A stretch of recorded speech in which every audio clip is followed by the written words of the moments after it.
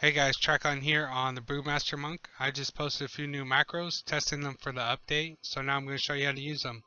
I have a link down below if you want to copy and paste the macros straight from the web page. Or if you have the Impulse add-on, you can come up here, click Impulse, and yeah, just choose your modifier and they'll go straight to your, their macros will go straight to your hotbar keys. Or go to the Action tab and sift through all their macros and they'll go straight to your macro tab. I also have a link down below to that add-on and the rest of my add-ons. Everyone always asks, so yeah, all the add-ons, macros, everything can be found in the description, guys. So the first macro I tested was a Provoke Mouseover macro, which looks like this. /cast bracket target equals Mouseover, harm exists, no dead, provoke. And yeah, I'm just showing you this because, you know, I tested it for Provoke. If you wanted to switch out a different spell, you can just switch it here and here. And yeah, leave that semicolon in between and you'll be good to go. So how this works is if you have a single target and you use the macro, it'll always go on your single target, just like that. But let's say you want to keep your current target and, you know, taunt this guy over here. Well, you can just keep them, mouse over the target you want to provoke, and it'll go on that target, just like that. So yeah, it's a really nice macro. I usually switch out a lot of my spells for something like this, and yeah, it's working right now. So like I said before, switch out the spell here and here, and you're good to go. Next up is a Spear Hand Strike Focus macro, which looks like this. /cast bracket target equals focus, exists, no dead, Spear Hand Strike. And just like the last one, spells here and here, leave that semicolon. And how this works is, let's say I have no focus target at all, and I use the macro on my single target, it'll go off just like normal, like that, interrupt them. But let's say I do have a focus target. Let's say this dummy over here is on my focus. And my focus on this UI is right here. So as you can see, that's the focus right there. And now that I do have a focus, it'll always go on my focus rather than my single target. So if I go use the macro, it's not going to work on my single. But I can come over here, keep my current target, interrupt them, and yeah, you're good to go.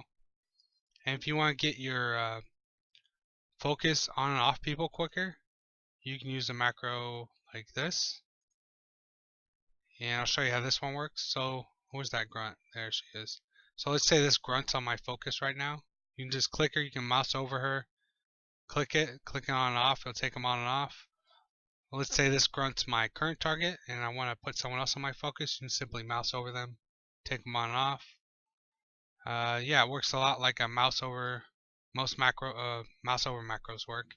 But it has a lot of extra features, so yeah, I'd recommend just playing around with it. It's a really nice mouse over focus macro that yeah, works well for any situation.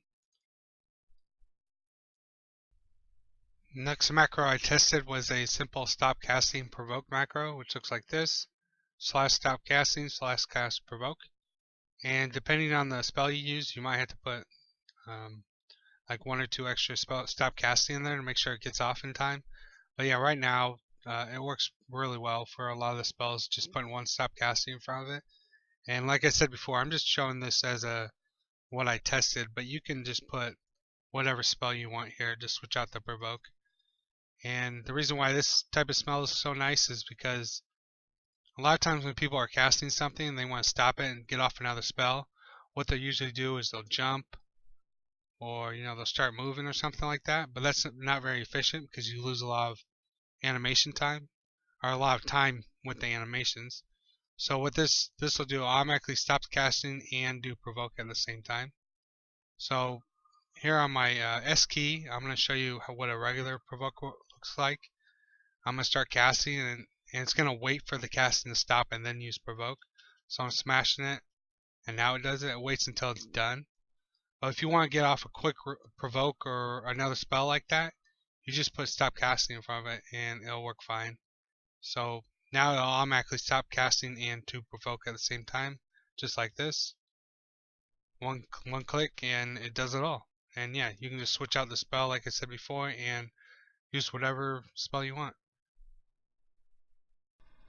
And the final macro today is a modifier macro for Cake Smash and Breath of Fire, which looks like this: /cast bracket modifier alt, Breath of Fire, semicolon, Cake Smash. And if you wanted to if you've never used a modifier macro before, you can switch out the alt for something like shift or control if that's easier for you. And what you put before the semicolon is what you're modifying. So here's the macro on my keybind right here. As you can see, if I just hit it right now, it'll be my cake smash, like that. I'll hold down alt and hit the same key, it's going to be my breath of fire. So yeah, these macros are nice for a couple reasons. First, you can save on interface space. Like right now, if I went to go set up all my keys, I would save a lot of space by just, modifying them, and it would save a lot of interface space. And more importantly, say you're really good with a certain key, like the A key, and you want to just use those keys, well, you can just set up modifier macros for all those keys instead of trying to get good with keys you're not very good at. So yeah, that's the last macro today, guys. If you want to see more Brewmaster macros, just drop a like on the video, and I know you enjoyed it, and I'll make more for you guys. Have a good one.